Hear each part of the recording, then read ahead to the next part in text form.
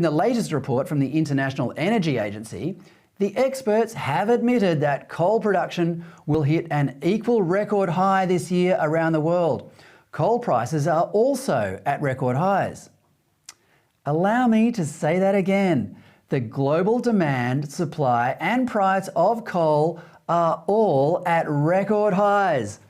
This means that, despite the trouble in the world these days, coal is continuing to help people around the world build things, power industries and improve lives. Yes, this is the very sector that Albo, the Greens and the Teal Independents want to destroy in the name of saving the planet from climate change. And Australia's coal companies and coal-rich states are reaping amazing dividends. We've seen Whitehaven Coal post a record $3 billion profit, pushing its share price up 175% for the year. Coal company Terracom enjoyed a record profit in its June quarter, with its share price up 420% over the last year. Other coal companies, including Stanmore Resources, also posted record gains. As a result, the Queensland Government posted a record budget surplus in the 2022 financial year worth $1.9 billion. That's a huge turnaround from the forecast in last year's budget, which expected a $3.5 billion deficit. The Australian Government posted a second consecutive record trade surplus in June on the back of iron ore, coal and liquefied gas exports. And even China is now seriously considering lifting its ban on Australian coal in anticipation of the upcoming Northern Hemisphere winter, which could propel hundreds of millions of Chinese peasants into energy poverty.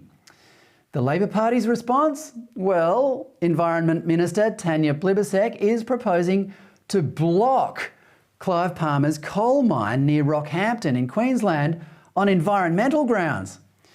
You sure they're not political grounds, Tanya? By the way, Australian coal is the cleanest in the world, and if our coal exports decrease, they will only be replaced by inferior coal from Indonesia.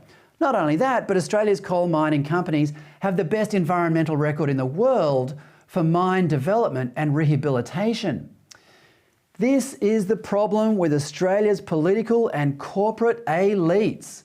While our miners and blue-collar workers quietly produce Australia's major source of wealth, some people in Parliament and corporate headquarters are plotting to shut them down, despite also reaping the benefits from these industries themselves.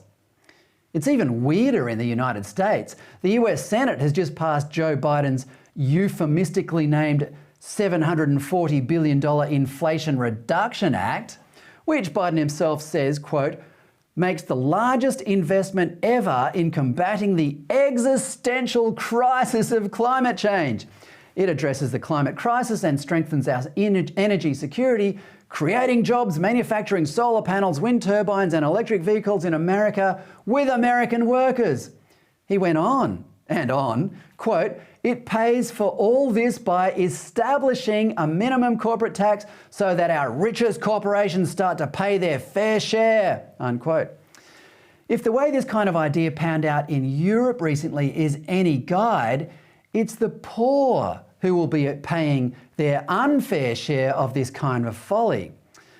Thank goodness for our coal exports. Even Albo would secretly agree with that.